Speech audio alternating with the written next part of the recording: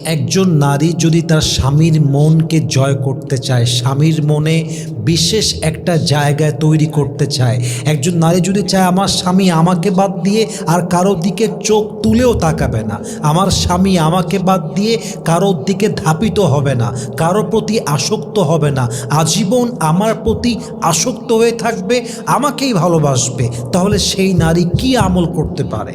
কোন আমলটা করলে তার স্বামী তাকে আজীবন ভালোবাসবে? আজকে আমি এমন কিছু আমল বলবো, যদি প্রত্যেকটা নারী এই আমলগুলো অ্যাপ্লাই করতে পারে, তার স্বামী যদি মানুষের বাচ্চা হয়, তার স্বামী কখনো পরকীয়া তো দূরের কথা, কোন নারীর দিকে চোখ তুলেও তাকাবে না। ঠিক কিনা বলেন? প্রথম আমল, যদি একজন নারী তার মন ও স্বামীর মনকে জয় করতে চায়, প্রথম আমলটা হচ্ছে, প্রিয় বোন আমার, আপনি আপনার স্বামীর জন্য মানসিক শান্তির কারণ হয়ে যান। নিয়ত করেন যে আমার স্বামীকে আমি এত বেশি শান্তি দিব, এত বেশি মানসিক প্রশান্তি দিব, আমার স্বামী পুরো দুনিয়ায় স্ট্রেস পাবে, পুরো দুনিয়ায় কষ্ট পাবে, চাপ পাবে, জ্বালা পাবে, বাট আমার স্বামী যখন আমার কাছে আসবে, আমার স্বামী স্বস্তির সন্ধান খুঁজে পাবে। আমার স্বামী আমাকে দেখলেই, আমার স্বামী আমাকে দেখার সঙ্গে সঙ্গেই তার মনে একটা প্রশান্তির ছোঁয়া অনুভব হবে। আপনি যদি আপনার স্বামীর জন্য তার মানসিক শান্তির কারণ হতে পারেন, দেখবেন আপনার স্বামী আপনাকে মন প্রাণ উজাড় করে ভালোবাসবে। ঠিক কিনা বলেন? তাহলে 1 নম্বর আমল, স্বামীর জন্য মানসিক প্রশান্তির কারণ হয়ে যান। কোরআনে আল্লাহ তাআলা কি বলেছেন? وَمِنْ آيَاتِهِ أَنْ خَلَقَ لَكُم مِّنْ أَنفُسِكُمْ أَزْوَاجًا لِتَسْكُنُوا إِلَيْهَا وَجَعَلَ بَيْنَكُم مَّوَدَّةً وَرَحْمَةً। আল্লাহ তাআলা বলছেন বিয়ের উদ্দেশ্য 3টা, তার ভেতরে প্রধান অন্যতম প্রথম উদ্দেশ্য হচ্ছে মানসিক প্রশান্তি।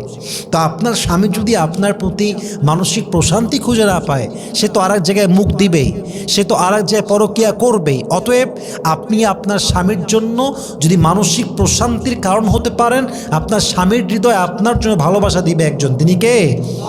Please be the source of mental peace for your husband.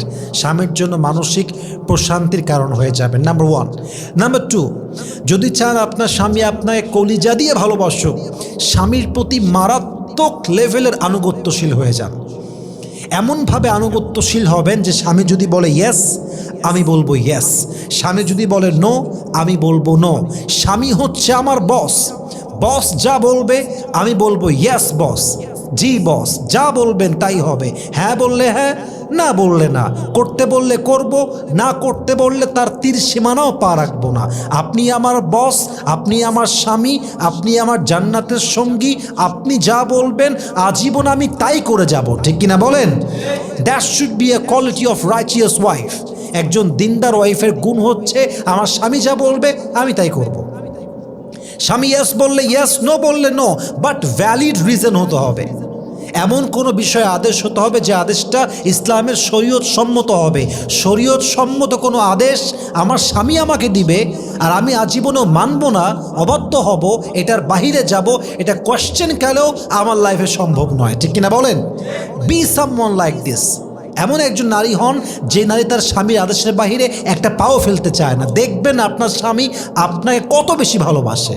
অনেক মেয়ে আছে দেখবেন স্বামীর কথা শোনে না, অবাধ্য মেয়ে, জাস্ট স্বামী যা বলবে তার বাহিরে করবে। স্বামী বলবে ইয়েস, সে বলবে নো, স্বামী বলবে করবা না, ও বলবে করেই ছাড়বো। এমন মেয়ের জীবনে সুখ তো দূরের কথা, স্বামীর ভালোবাসা পাওয়া তো দূরের কথা, তালাক ছাড়া, ডিভোর্স ছাড়া তার কপালে ভালো কোনো কিছুই জোটে না। ঠিক কিনা বলেন? So please obey your husband in what is right. স্বামী যা বলবে, যদি শরীয়তসম্মত আদেশ হয়, আজীবন মানার ট্রাই করবেন। নাম্বার 3, স্বামীকে সম্মান দিবেন। কখনো স্বামীর সম্মানে আঘাত করার চেষ্টা করবেন না। মাথায় রাখবেন, যেই নারী তার স্বামীর সম্মানে আঘাত করে, স্বামীর বদনাম করে, স্বামীর দুর্নাম করে, স্বামীর সম্মানকে নষ্ট করতে চায়, সে বেসিকলি স্বামীর সম্মানে আঘাত করে না, সে তার নিজের সম্মানেই আঘাত করে। আসলে একজন নারীর বোঝা উচিত তার সম্মান কতটা বেশি হবে এটা ডিপেন্ড করে তার স্বামীর উপরে।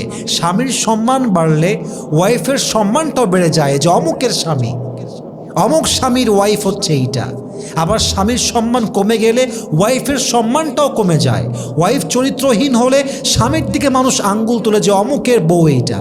আবার স্বামী যদি আকাশচুম্বী সম্মানে যায়, মানুষ পরিচয় দেয় এটা অমুক ছেলের ওয়াইফ। অতএব আপনার সম্মানটা আপনার স্বামীর উপর ডিপেন্ড করে।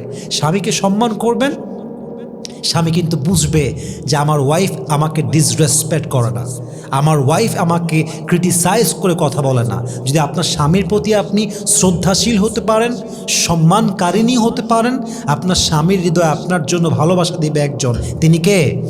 Please respect your husband from your heart as much as you can. আপনার স্বামী হচ্ছে আপনার জীবনে সবচেয়ে বেশি সম্মানের জায়গা। বাবার পরে, মায়ের পরে আপনার আপন মানুষটার নামই হচ্ছে আপনার স্বামী। যার সঙ্গে আজীবন থাকবেন তার নামই সাথী। জান্নাতের সাথীকে আপনার স্বামী, আপনাকে খাওয়ায় কে? আপনার স্বামী। সন্তানের বাবাকে? আপনার স্বামী। বাসা দিয়েছে কে? আপনার স্বামী। আপনার শারীরিক চাহিদা মিটায় কে? আপনার স্বামী। বাজার লাগলে দেয় কে? আপনার স্বামী। কাপড় লাগলে কাপড় দেয় কে? আপনার স্বামী। অসুস্থ হলে চিকিৎসা ইনশিওর করে কে? আপনার স্বামী। বিপদে পড়লে সবার আগে কাছে আসে কে? আপনার স্বামী। টাকা লাগলে টাকা দেয় কে? আপনার স্বামী।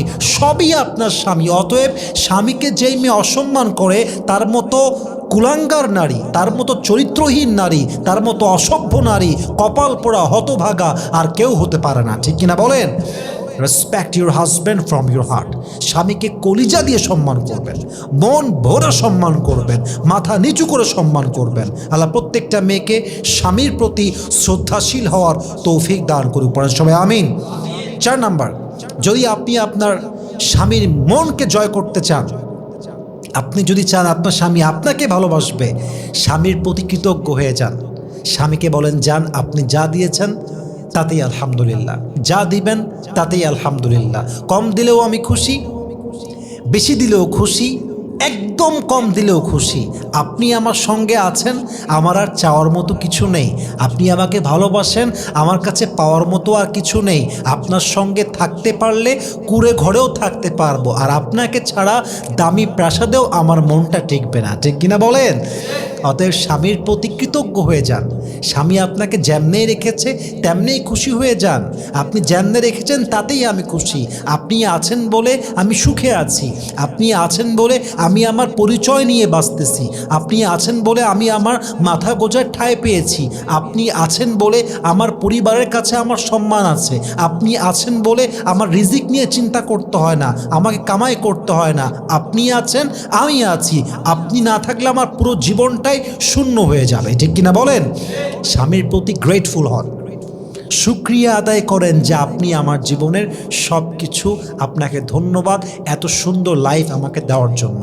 কৃতজ্ঞ হতে পারলে লা ইন শাকারতুম লা আযীদান্নাকুম। যে বান্দা কৃতজ্ঞশীল হয়, যে বান্দা কৃতজ্ঞ হয়, আল্লাহর প্রতি শুকর গুজার হয়, তার জান্নাত কনফার্ম হয়ে যায়। ইভেন তার জীবনের নিয়ামতগুলো আরও বেশি বাড়ায় দেয় একজন। তিনি কে?